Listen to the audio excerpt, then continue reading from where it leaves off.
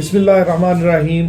अस्सलाम वालेकुम। सबसे पहले माजरत, कुछ वजूहात की बिना पर जो है वो इतना अरसा दूरी रही आपसे, क्योंकि मैं पंजाब बार काउंसिल का इलेक्शन कंटेस्ट कर रहा हूँ लाहौर सीट से। तो कंपेन के दौरान जो है वो काफ़ी वक्त चाहिए होता है।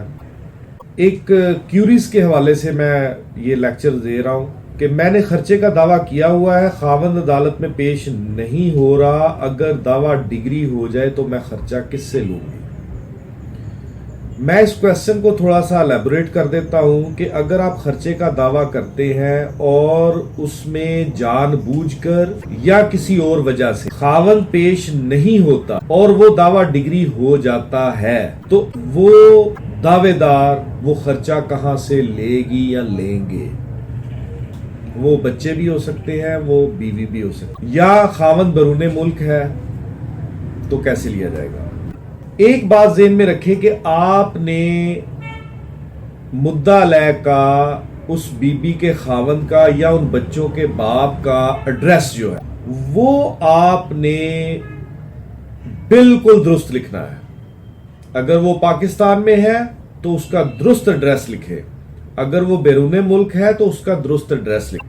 हमारे यहाँ एक गलती होती है वकला के प्रोफेशन में, और वो गलती वकला नहीं करते, वो गलती करवाता है साइल। घर में एक माँ बैठा रहे उसको कोई मसला नहीं होता, लेकिन जैसे ही वो वकला को अप्रोच करता है, काउंसिल एंगेज करता है, तो फिर उसकी कोशिश होती है कि एक एक पल जो है ना वो उसका कीमती है, इसको फौरी तौर पर दायर कर दिया जाए। किसी की डिमांड होती है कि जी मुझे सिर्फ डिग्री चाहिए, किसी की डिमांड होती है कि जी मुझे ये चीज।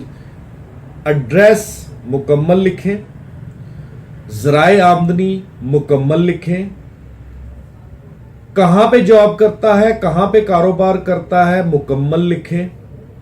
जितने सबूत आपके पास उसकी आमदन के हैं वो सारे के सारे साथ अटैच करें।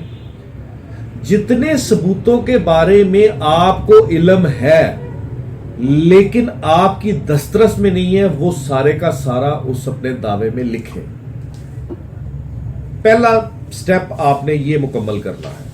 उसकी वजह कि कल को जब वो मुद्दा लय कानून के शिकंजे में आता है तो उसके पास ये रास्ता ना रहे कि जनाब मेरा एड्रेस गलत था, मेरा एड्रेस नामुकम्मल था, मेरे तक प्रोसेस नहीं पहुंच सका, इस वजह से मैं अदालत में हाजिर नहीं हो सका, इसलिए इस डिग्री को सेट असाइड किया जाए। क्योंकि अब अदालतों ने इसको विजिलेंसी के साथ देखना शुरू कर दिया है कि अब एक दरखास्त आती है कि मेरा एड्रेस गलत था या मुझे प्रोसेस सर्व नहीं हुआ, तो अब अदालतें ये भी करने लग पड़ी हैं कि इसने अपने दावे में क्या गलत लिखा है इसके बारे में भी बताओ।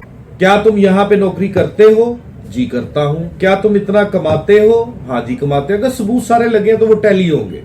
ये मैं आपको डिग्री की हद तक बता रहा हूं। दूसरी बात, बैरूने मुल्क है, बैरूने सूबा है, बैरूने जिला है, बैरूने शहर है, वो दावा में पेश नहीं होता और वो डिग्री हो जाता है। खर्चा कैसे? उसकी कोई जायदाद है तो वो लिखी जाए, उसका कोई जाए कारोबार है तो उसके ऊपर बैलफ लेके जाया जाए और उसको गिरफ्तार करवाया जाए।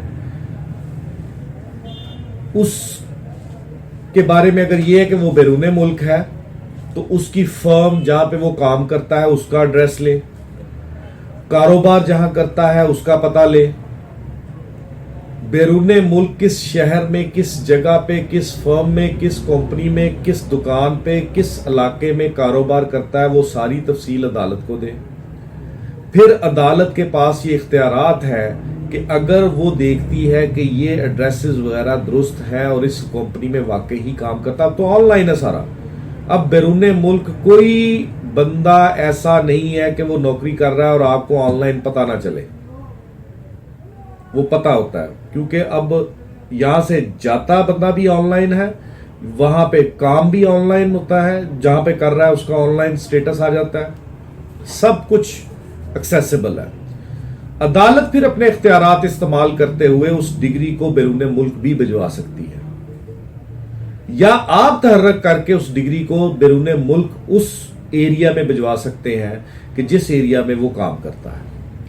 अब परेशान होने की जरूरत नहीं। अगर ये सारा कुछ भी आपके पास नहीं है या आपकी दस्तरस में नहीं है तो इसमें भी परेशान होने की जरूरत नहीं। डिग्री करवाएं, डिग्री करवाने के बाद आप उसकी एग्जीक्यूशन फाइल करें, इजरा फाइल करें। इजरा पे रिपोर्ट्स आ जाएंगी कि वो बैरून मुल्क है, पाकिस्तान नहीं आया। इजरा जो है वो साइनाडाई एडजर्न हो जाएगी। आपने उस फाइल की तमाम सर्टिफाइड कॉपी अपने पास रखनी है। परपीचुअल वारंट ऑफ अरेस्ट उस पर जारी हुआ होगा। उस परपीचुअल warrant of Daimi warrant of arrest, उस परपीचुअल वारंट ऑफ अरेस्ट की भी आपने अपने पास कॉपी रखनी है। जैसे ही वो बंदा पाकिस्तान में आता है तो आपने एक एप्लीकेशन उन सर्टिफाइड कॉपीज को लगा के अदालत को देनी है। अदालत ने उसका बैलफ जारी करना है। बैलफ को आप साथ ले जाके उसको गिरफ्तार करवा दें, आपको आपका खर्चा मिल जाएगा। वो अब आपके नसीब है कि वो बंदा सारी जिंदगी ही मरते दम तक ही ना आए। तो मरते दम तक भी और मरने के बाद भी आपका वो खर्चा स्टैंड करेगा।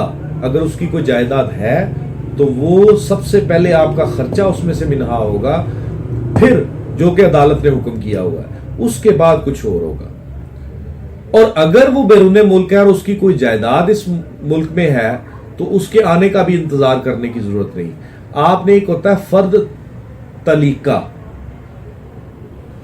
आपने वो फर्द तलीका भरनी है, उसमें उस जायदाद का पूरा जिक्र करना है, उस पे अपनी डिक्रेटल अमाउंट लिखनी है, वो अदालत से जारी करवा लेना है और मुतलका महकमे में वो फर्द तलीका जाके जमा करवा देनी है। उसकी तफसील मुतलका महकमा अदालत में पेश कर देगा। अदालत उसको अटैच कर देगी। अटैच करने के बाद फिर उसको ऑक्शन पे लगा देगी कि डिक्रेटल अमाउंट उससे वसूल कर ली जाए। ये सिर्फ मेंटेनेंस की हद तक नहीं है, ये फैमिली सूट्स में हर किस्म के क्लेम के बारे में है, खा वो हक महर हो, खा सामान जहेज हो, खा वो खर्चा हो। उम्मीद करता हूं कि मैंने आपको आपके सवाल का जवाब दे दिया।